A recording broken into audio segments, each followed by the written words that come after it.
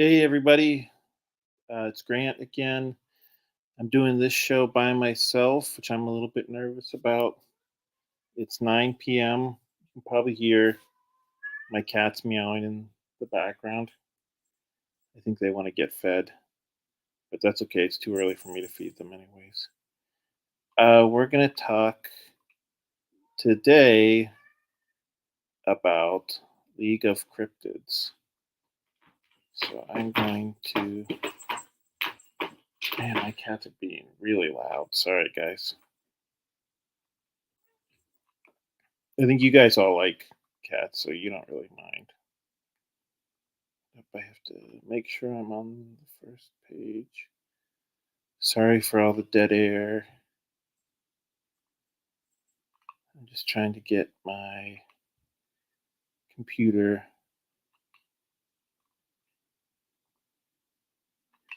Okay, there it is. That's up?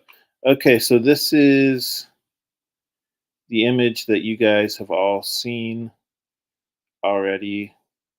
The League of Cryptids cover. Um, this is by Antonio Brandao and Michael Wood. Believe it or not, I didn't have a lot to do with any of the covers for this one. I hired them all out, but that's okay because I worked on the interiors. Um,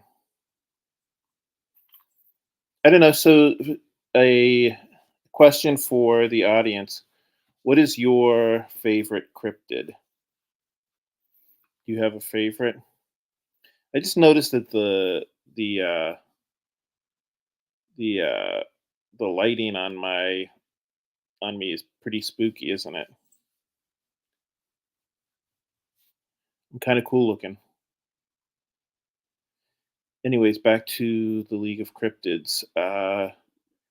So as you guys can see in this image, we have Mothman, Jersey Devil, Sasquatch, Chupacabra, and this here we're calling her Nessa, and she's kind of like the Loch Ness monster equivalent. Like I said, we've already released this image, so you guys have already seen this. But I'll show you another cover here in a moment. So Donna said that her favorite cryptid is the Mothman. I think that's my favorite one too, Donna. He's just a little bit mysterious. And Carl said that he doesn't really have a favorite cryptid. Maybe the Loch Ness monster. Okay.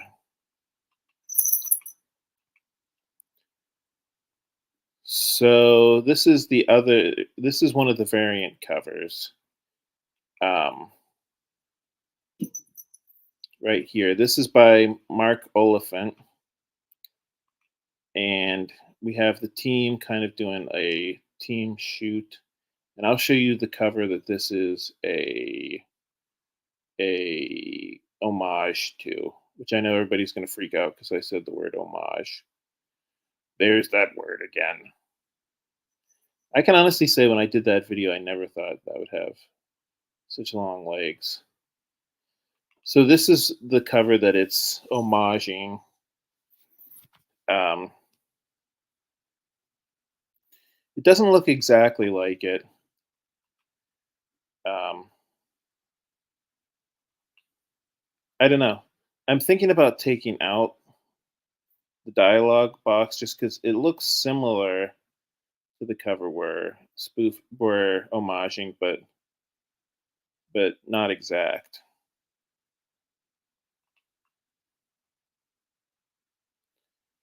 So we're going to have two variant covers. We're going to have this is the standard cover, and we're going to have two variant covers. This is the other variant cover.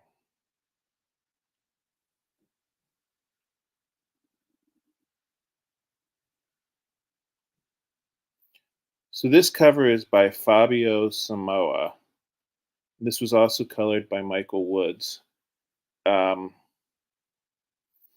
so technically speaking, since his name is Fabio, I can say that I have a cover with Fabio on it, right? But I have a feeling people will think I'm talking about somebody different. Um, I don't know. Does anybody even remember Fabio anymore? I don't know.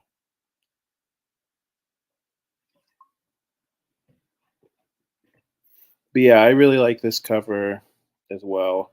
I think he really captured the feel of of all the characters.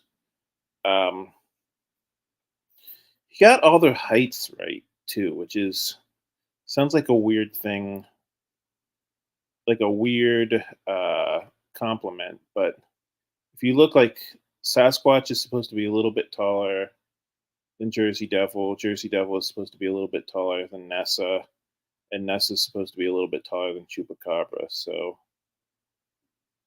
he got that perfect, just about perfect, I think. I don't know. Let me know. What do you guys think? Do you have a favorite of the covers?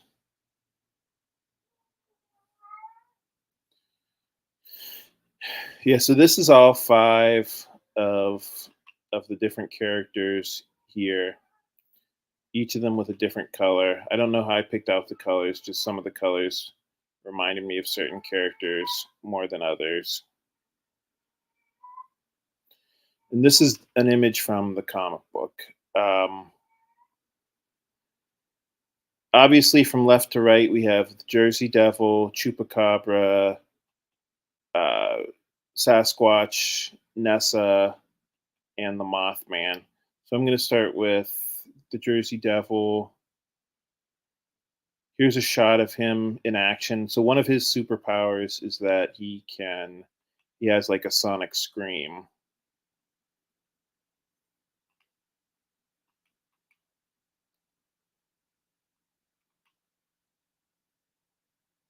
And this is him kind of, blowing away these, well, the enemies. I don't want to give away who the enemies are yet. I will later in the program. So after the Jersey Devil, then we have Chupacabra,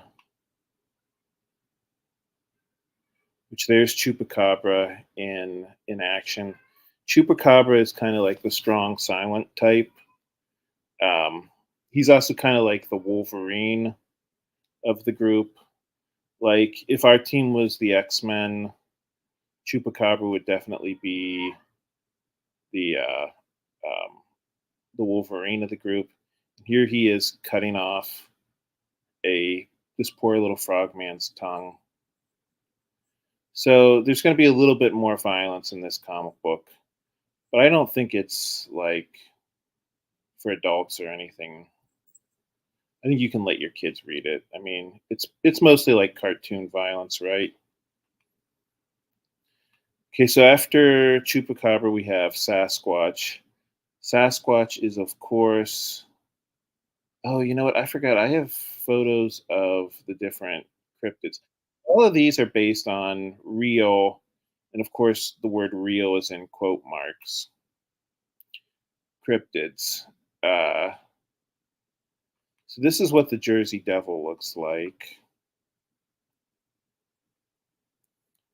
And of course, I'm playing fat. Oh, this one's even cooler looking. He looks like I don't know, part goat, part bat, or something like that, right? But yeah, that's what the Jersey Devil looks like in real life. And again, the word "in real life" is in quotes because I mean, well, I guess I should probably say that out this now. Like, since I'm doing a cryptids comic book, this might sound awful, but the truth is, I don't know that I necessarily believe in any of these characters. Oh, whoops, I don't want to go there. I wanted to show you what's a chupacabra. Okay, so that's one version of the chupacabra, and this is another version of the chupacabra. I don't know how they look so. How could the same monster or creature look so different, right?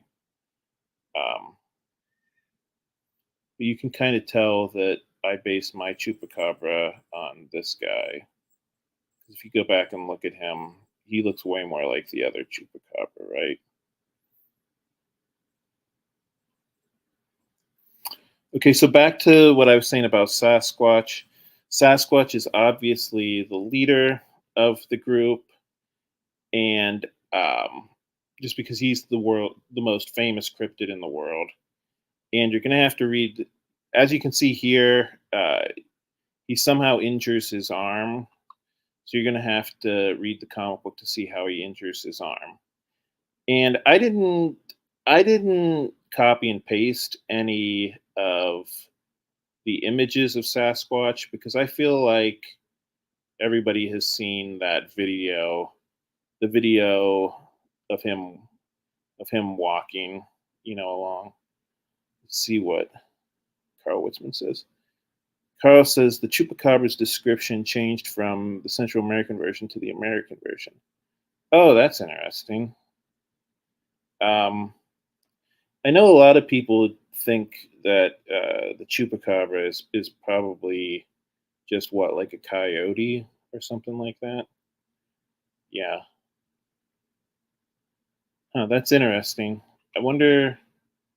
I wonder why they called it the same creature and didn't like just make it make the two different versions, two different cryptids. You know what I mean? Because they look so completely different.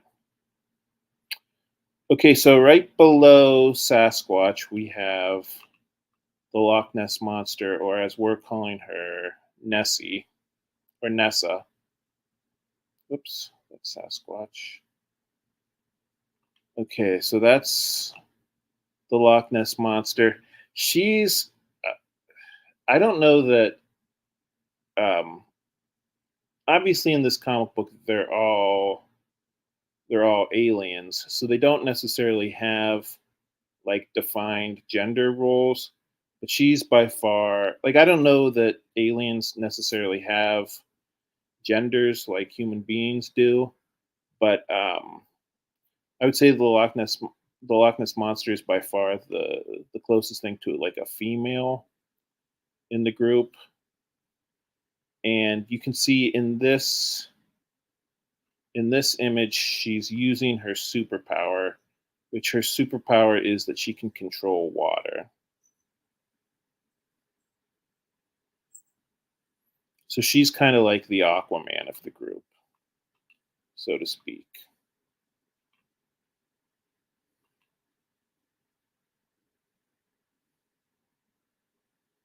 Where's that screen? Okay. I probably should have labeled these better. Oh, I also didn't grab any pictures of the Loch Ness monster because I feel like everybody's seen that one picture of like that stick poking out of the water that some people are dumb enough to think is the Loch Ness monster. You know what I mean? Like it's kind of obvious that it's just like a stick sticking up out of the water, but some people think it looks like the Loch Ness monster. And then to round out our team, lastly we have the Mothman, and there's the Mothman in action. He's flying in and rescuing some kids from the alien race. So as you can see here,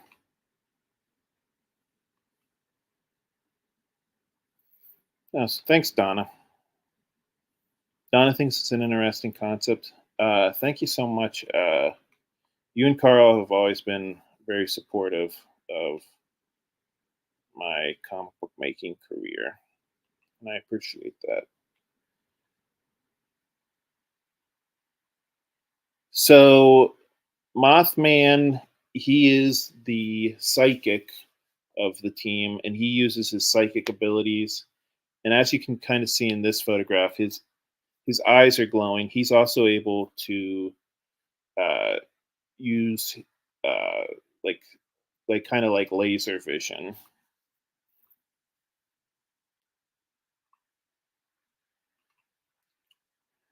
So now we'll move on from the heroes of the book to the villains, which the villains are these guys.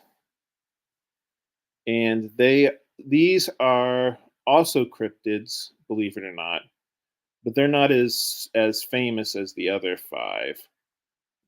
These guys are called these guys are based on a real, and again I put the word real in parentheses, cryptid called the Loveland Frogmen. Which, let me see if I have a picture. I do. So this is a picture that a court, or not a court reporter, but a police witness sketch guy. I don't know if that's the official term, but um, like the kind of guys who interview a witness and then they draw it. This guy, was an eyewitness of the Loveland Frogmen, which this comic book is set in Loveland, Ohio, which is where this cryptid was originally discovered. Oh, okay. So Carl's already heard of the Loveland Frogman.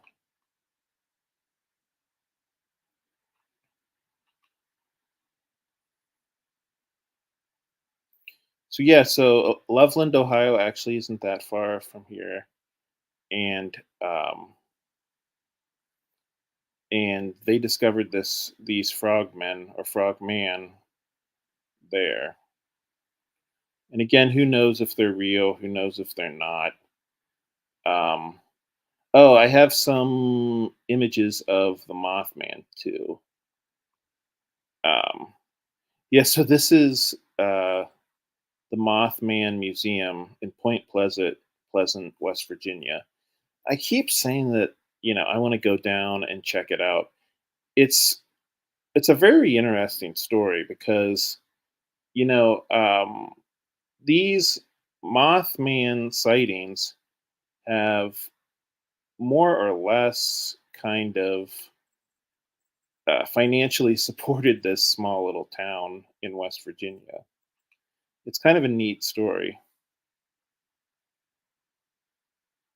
So Carl is saying that this is evidence of my misspent youth reading about all these things. Well, I guess I'm having my misspent middle age because I spend all day sitting around reading about this crap. Yeah, and I don't know why. Again, I don't necessarily believe in any of these things. I just find them really fascinating. I don't know. It's weird to me, like people keep seeing these weird cryptid creatures, and they all have like these neat designs, and they all have like their own little backstories. I don't know. It reminds me of something out of a comic book. I think the reason why I love cryptids is a lot of the same reason why I love comic books growing up. Okay, so here's the other photo that I pulled of the Mothman. Um, they actually have a statue in Point Pleasant, West Virginia, of the Mothman, and it's kind of weird. I don't know why he's so freaking ripped, but that's like the first thing that everybody comments on. Um, yeah, I don't know why Mothman has six pack abs. Um, it's a little bit weird in my opinion. Oops. There's a closer up shot of the Mothman. I don't know. He looks pretty ferocious in that. Um, I mean, this is in the middle of daylight, Even in daylight, he looks kind of scary. I have no idea what these things are coming out of its neck. I think this thing on his chest is supposed to be chest hair, but it looks more like worms coming out of his chest. I don't know anything about the guy who designed the Mothman statue, but oh boy, um, yeah, yeah, I don't know how to word it. He's got an interesting imagination. Let's leave it at that. Obviously, my version of Mothman is going to be much more heroic looking, much less scary. Oh yeah, and I had to include one of these photos because what the uh, so that's one of the things that everybody comments on the Mothman. Why does he have such a big butt? And I guess it's even like a tradition, especially for women, to go up and grab the Mothman's butt. So Donna, you're welcome. This one's for the ladies.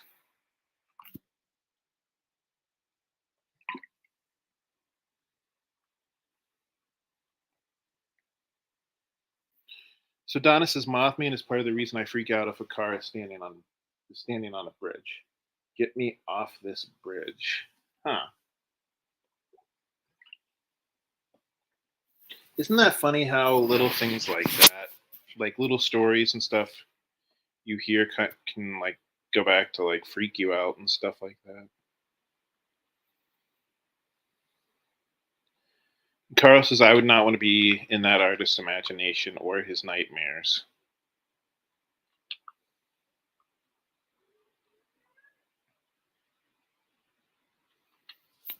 Oh, okay, so yeah, I included this because interestingly, I don't know if it's because the statue is so ripped or whatever, but for some reason there's a lot more um, romance novels about the Mothman than other cryptids. Um, I don't know. I don't know what that fetish is. I don't know why people are into that sort of thing, but hey, somebody's making money off of it, right? I don't know, but I thought I would mention that as well. Um, oh, whoops! Did I close out of that? I want to close out of this because if somebody's just like scrolling through YouTube and they see this, then they're gonna be like, "What the hell is going on here?" I don't know if any of these images are any better. Um, you know what? I'll bring up that one because that's a nice eye-catching image, right? Like if somebody's just scrolling through YouTube and they see that, they'll be like, "Oh, I should watch this show," right? So let me see. Do I have the link? Oh, I do. I am going to put the Bitly link into the chat. And like I've said before, I hope everybody checks out the Kickstarter and follows it because one of the things that a lot of people don't know is that if you if you follow if you click the notify me on launch button on Kickstarter, that doesn't obligate you to support the Kickstarter. But what it does do is it helps me with the algorithm. Um, and like I was saying earlier, algorithms can be difficult. They can be a fickle mistress. They can be a fickle mistress on the best of days, right? Um, but uh, uh, hopefully, you guys will do that. And I'm stuttering because I'm trying to look up the name of the guest I'm going to have next week. Aha, I found it. next week we're gonna have. So I know that this was a little bit of a shorter episode, which is okay because I didn't have as much. I didn't have a guest this week, and I'm a, I'm not quite as good at talking when I don't have somebody to talk to. But next week we're gonna have a uh, a guest. Her name is gonna be Margot Patricker, and she's actually been on an episode before because her girlfriend was on on an episode, and she was kind of in the background watching the episode. But thank you so much, Donna. I appreciate you clicking the notify me button. But yeah, we'll be back next week, and it should be a full length episode next week. I'm kind of getting back into the routine of doing these, which I got out of the routine, of course, because of the holidays. But yeah, thank you as well, Carl. I figured you two guys would because, like I said, you guys have been very supportive, and I appreciate all your help. But yeah, we'll be back next week with a full length episode. So thank you so much, guys. I'll probably see you. Well, I was gonna say I'll see you on Nevermind the Furthermore, but I probably won't see you not until Wednesday at least. So thanks everybody who watched. It looked like we have a few people, and I'll see you guys. I hope to see all of you next week when I have Murgo on the show. Thanks, guys.